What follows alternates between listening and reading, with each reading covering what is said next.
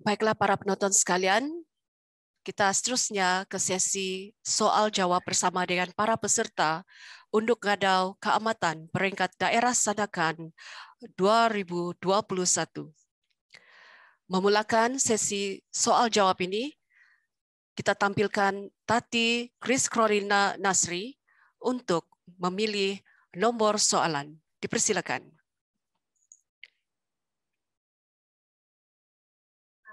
Saya memilih nomor 8. Baiklah, soalan nomor 8 berbunyi seperti berikut. Pada masa ini, global mengalami krisis wabak pandemik. Terangkan tanggung jawab masyarakat untuk memerangi wabak ini untuk memutuskan rantaian COVID-19. Terima kasih untuk soalan tersebut. Dalam usaha memutuskan rantaian pandemik coronavirus COVID-19, semua lapisan masyarakat bertanggung jawab memainkan peranan dengan mematuhi setiap peraturan ditetapkan kerajaan sepanjang tempo Perintah Kawalan Pergerakan. Masyarakat perlu diperkasakan untuk membimbing dan memberi nasihat serta saling membantu satu sama lain untuk memerangi COVID-19. Saya percaya sekiranya seluruh masyarakat dapat bekerja sama dan mengambil tanggung jawab menjaga komuniti masing-masing, negara kita akhirnya akan berjaya mengakhiri penularan wabak COVID-19 ini. Dengan amalan pakai pelitup muka, selalu gunakan hand sanitizer dan menjaga jarak, kita boleh memerangi wabak ini dan memutuskan rantaian COVID-19. Sekian dan terima kasih. Demikianlah jawapan yang telah diberikan oleh peserta yang memakai nomor 1, Tati Chris Krolina Nasri. Seterusnya kita beralih kepada peserta yang memakai nomor 2, Tati Tresila Lainji. Baiklah, sila pilih soalan. Saya pilih nomor 4 ya. Baiklah, soalan nomor 4 berbunyi seperti berikut. Berikan salah satu jenis makanan tradisi suku kaum Dusun Labuk dan terangkan cara-cara penyediaan makanan tersebut. Terima kasih untuk soalannya. Untuk jawaban saya bagi soalan nomor 4 ialah makanan tradisi bagi suku kaum Dusun Labuk ialah tongsom udang. Untuk menyediakan tongsom ini, bahan yang diperlukan adalah bahan utama yaitu udang, labu putih, cili padi, garam, nasi, dan sebuah balang.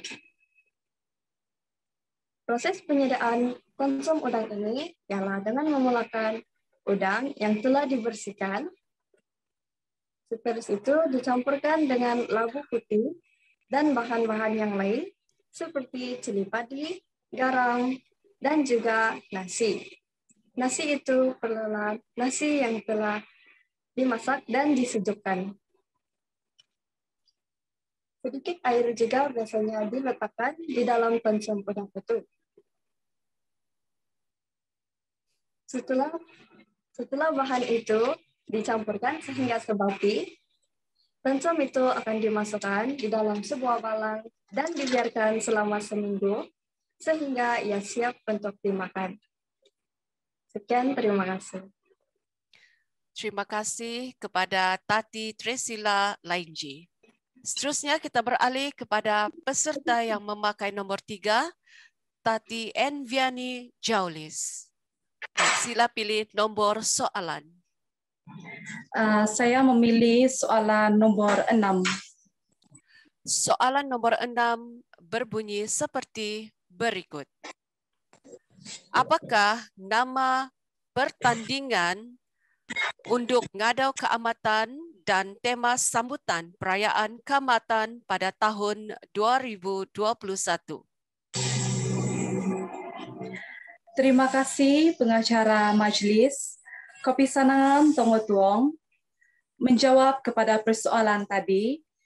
Tema keamatan pada kali ini ialah keamatan tanpa sempadan demi perdamaian dan keamanan. Manakala nama pertandingan pada kali ini ialah Pertandingan untuk Ngadau Keamatan Borderless 2021. Seperti yang kita ketahui, pertandingan keamatan pada kali ini adalah sedikit berbeza, di mana pertandingan ini dilakukan secara live di FB melalui alam maya, manakala pada tahun sebelumnya pertandingan untuk Ngadau Keamatan ini diadakan secara langsung ataupun bersemuka, di mana penonton dan masyarakat setempat dapat mengambil bahagian untuk melihat secara langsung pertandingan ini.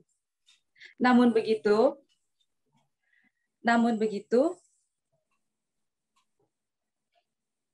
ini bukanlah halangan untuk kita dalam menghadapi pandemik pada ketika ini, di mana kita juga haruslah menerapkan nilai keamanan dan perdamaian demi melangsungkan kebudayaan pesta keamatan pada kali ini. Iri-iri no mantadoho, konsiko. Terima kasih kepada Tati Enviani Jaulis. Dan seterusnya kita beralih kepada peserta yang memakai nombor 4, Tati Shena Shanti Owok.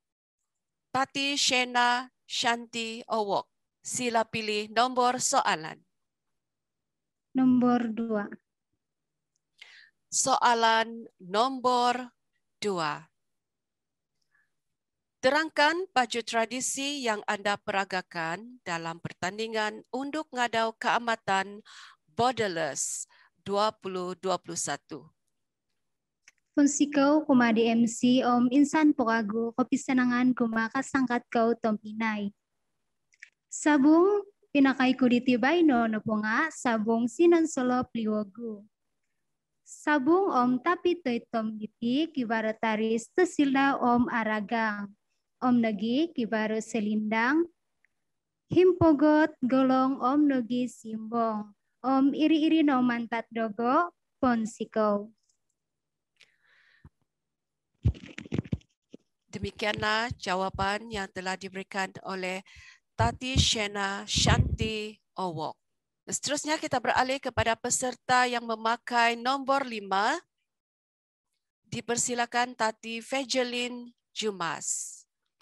Sila pilih nomor soalan. Saya pilih nomor 3. Soalan nomor 3 berbunyi seperti berikut. Apakah makna kecantikan pada diri Anda? Pensikau kumait minum boros, kopi sanangan kumadi koyo toin sanan, tompinay kungawi, manaku simbaroti paguhatan it boros da Melayu kia.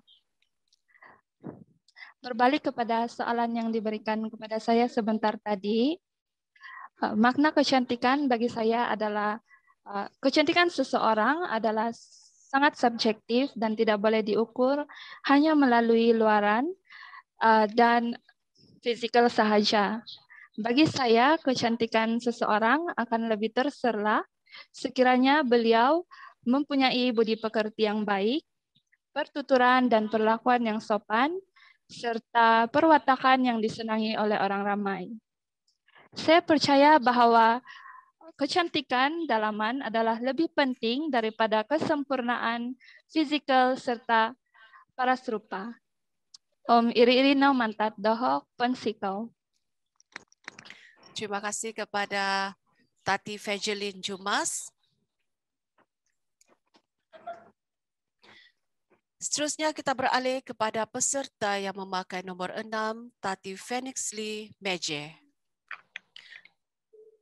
Baiklah, Tati Phoenixle Meje, adakah Anda telah bersedia?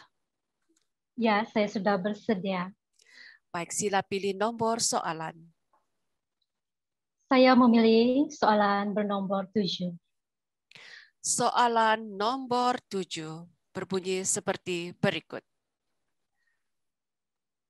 Terangkan serba ringkas cara Anda sebagai seorang wanita untuk memperkasakan wanita pada hari ini. Baiklah, terima kasih, Pengerusi Majlis. Pada pendapat saya, bagi memperkasakan wanita pada hari ini, seseorang wanita sewajarnya mampu berdiri di tapak kaki sendiri tanpa bergantung kepada kaum lelaki semata-mata sahaja.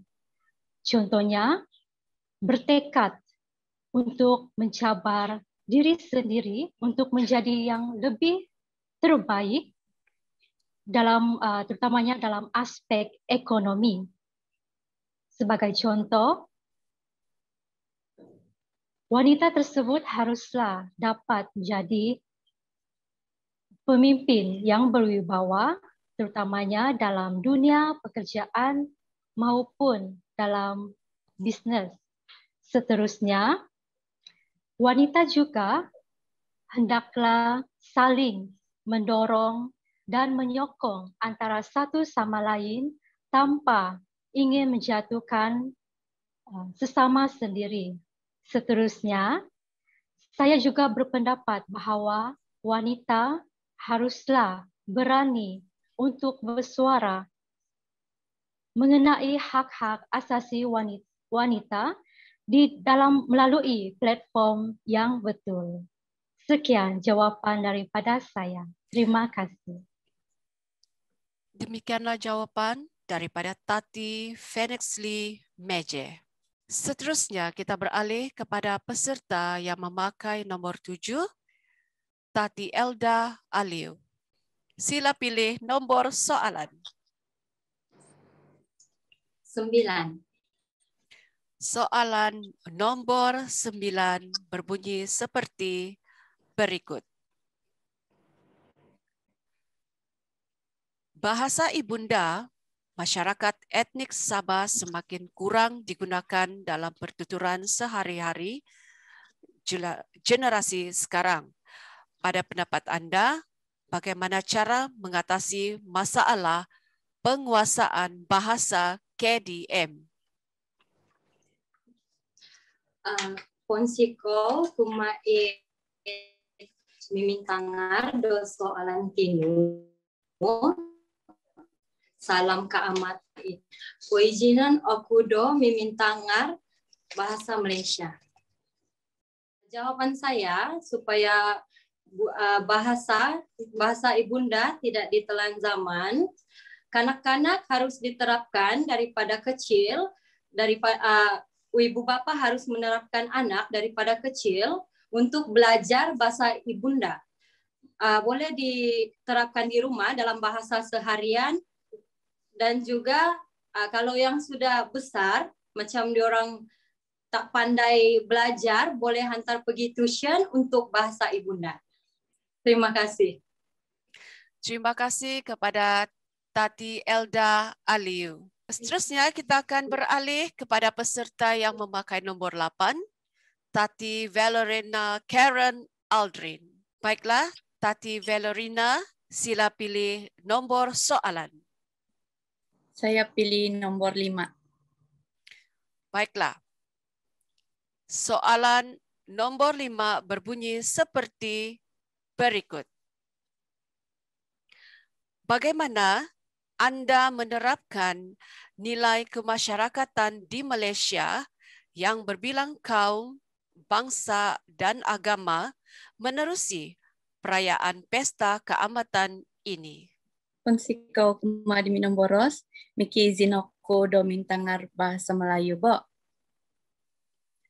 Berbalik kepada soalan tadi, bagaimana saya untuk menerapkan nilai kemasyarakatan di Malaysia yang berbilang bangsa, agama, dan kaum ini menerusi keamatan ini ialah dengan menghormati suku kaum yang lain yang ada di Sabah. Contohnya, menjaga pertuturan dan juga tidak menyentuh isu-isu sensitif yang dapat menimbulkan salah faham dan yang boleh membawa pergaduhan antara kaum. Itu sahaja daripada saya, Onsikau. Demikianlah jawapan yang telah diberikan oleh Tati Valerina Karen Aldrin. Seterusnya kita mempersilakan peserta yang memakai nombor 9, Tati Ophelia Cleopatra Chua Linggau. Baiklah, Tati Ophelia, sila pilih nombor soalan. 12. Baiklah, soalan nombor 12 berbunyi seperti berikut. Kaum Dusun Labuk mempunyai pelbagai muzik tradisi. Terangkan salah satu alat muzik tradisi tersebut dan cara memainkannya. Otawa dan Kumai MC, salah satu alat musik tradisi kaum Dusun Labuk yaitu kuling tangan. Alat ini merangkumi 8 atau 9 gong cerek yang kecil. Setiap daripada satu gong mengeluarkan bunyi-bunyian yang berbeza. Gong-gong cerek ini tersusun dalam satu barisan di atas kayu dan dimainkan ketika duduk atau duduk di kursi.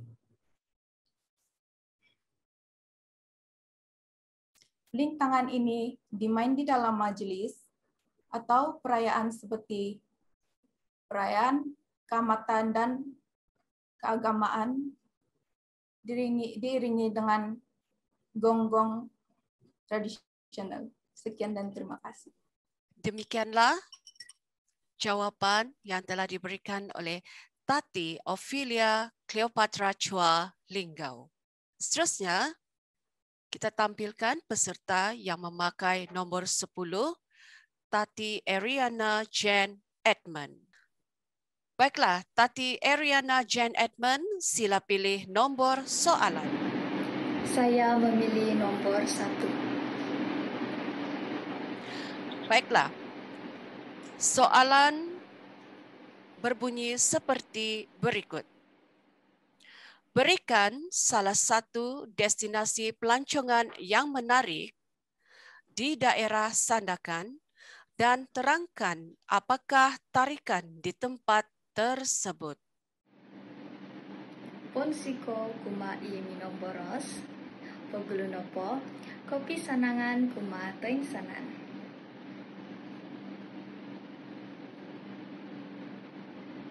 Siti nopo sanakan, kiba Pulau Do Andai, irat Pulau Penyu. Pulau Penyu nopo, apat na 4 kilometer, mantat Sandakan, semakai bot. Pulau Siti, kiba Pulau Selingan, Pulau Bakungan Kecil, om Pulau Gulisan. Spesies nopo pondu, mongai Pulau Siti, i green turtle, om hawksbill turtle. Paling kangam nopo melawat Pulau Siti nga, ibuhan komot, om manom. Suai kodilo, isa-isa ia rahian, domodok Siti Pulau Penyu, kiba cele, nga mo Siti memukik awal-awal. Om tahuri nopo mantat doho, kaino no toko maca, om tumanut SOP, mantat ipemerintah toko, do tujuan sebenar iti, do membuka iti torual COVID-19. Om iri-iri na mantat doho, Ponsiko. Terima kasih kepada Tati Ariana Jane Edmund. Nah, seterusnya kita beralih kepada peserta yang memakai nombor 11, Tati Natalie Kinley. Tati Natalie Kinley, sila pilih nombor soalan. Saya akan memilih nomor 10. Baik, soalan nomor 10 berbunyi seperti berikut. Pemilihan unduk ngadau adalah berdasarkan kriteria tertentu. Pada pendapat Anda, apakah ciri-ciri yang sesuai untuk menjadi seorang unduk ngadau? Terima kasih kepada pengurusi majlis. Berbalik kepada soalan, ciri-ciri bagi menjadi seorang unduk ngadau adalah berani. Seperti yang kita tahu, Huminodun merupakan seorang yang berani. Oleh itu, sebagai unduk ngadau, ciri seperti berani adalah amat penting bagi seseorang. Selain itu, ciri seperti rendah hati juga amat penting bagi seseorang Huminodun. Untuk seseorang yang bakal dinobatkan sebagai unduk ngadau. Seterusnya, ciri yang seterusnya adalah menghormati orang lain. Seseorang itu perlulah menghormati orang lain karena sekiranya seseorang itu dinobatkan sebagai unduk ngadau, mereka secara tidak langsung akan menjadi role model kepada orang lain. Maka dengan itu, ciri seperti menghormati adalah amat penting. Iri-iri noman tatoho konsikau. Terima kasih kepada Tati Natalie Kinley di atas jawapan sebentar tadi. Dan kini kita berada di peserta yang terakhir yang memakai nombor 12, Tati Jennifer Khoo. Baiklah. Tati Jennifer Khoo. Soalan hanya tinggal satu, yaitu soalan nomor 11. Dan soalan nomor 11 berbunyi seperti berikut. Sebagai wanita yang bakal bergelar unduk ngadau, bagaimanakah Anda boleh mempertahankan gelaran ini agar ia sentiasa dihormati dalam masyarakat kita? Oke, terima kasih untuk soalan berikut. Bagi saya, dengan adanya teknologi kian meningkat, kita boleh menerapkan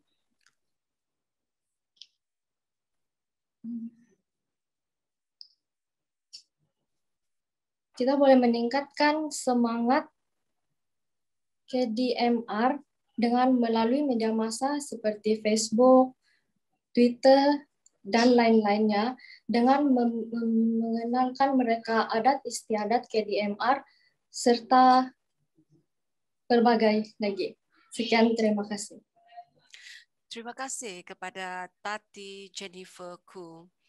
Baiklah para penonton sekalian, demikianlah berakhirnya sesi soal jawab bersama dengan ke-12 peserta unduk ngadau Keamatan Borderless peringkat daerah Sandakan 2021.